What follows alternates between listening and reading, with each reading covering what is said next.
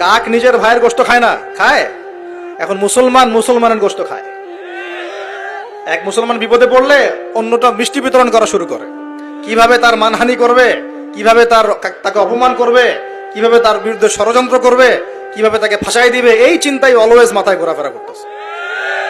হাবিল কাবিলের কারণে প্রথম এই যে হাবিল কাবিলের ঘটনার প্রেক্ষিতে আল্লাহ পাক কি করেছেন শোনেন। আল্লাহ রাব্বুল আলামিন তার নবীর মাধ্যমে আমাদেরকে জানিয়েছেন। হাদিসটা শোনেন, খুবই মারাত্মক হাদিস। নবীজি বলেছেন, এই পৃথিবীতে প্রথম হত্যাকাণ্ড সংঘটিত করেছে কাবিল। কে? সে একজন নবীর সন্তান না?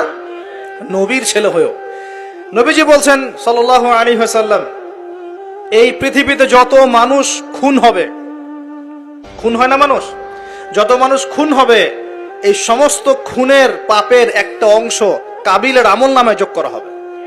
বলে নাউজুবিল্লাহ। এটাকে বলে গুনাহে জারিয়া। কি বলে? প্রিয় ভাই, আমি তো রিকোয়েস্ট করতেছি আপনাকে, আমি তো আপনাকে শাসন করতে আসি নাই। আমি এসেছি আপনাকে আল্লাহ চেনাতে, আমি এসেছি আপনাকে রাসূল চেনাতে, কোরআন চেনাতে।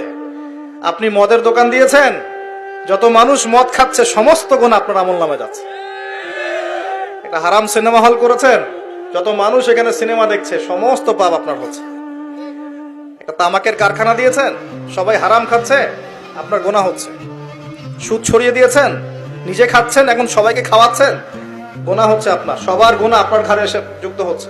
ঠিক যেভাবে একটা মাদ্রাসা করেছেন, একটা মসজিদ করেছেন, একটা নলকূপ স্থাপন করেছেন, এই রাষ্ট্রীয় দায়িত্বে আছেন, রাস্তাঘাট করে দিয়েছেন, এর বদৌলতে যে মানুষ উপকৃত হচ্ছে, আপনি কবরে গেলেও নেকি পাবেন ইনশাআল্লাহ।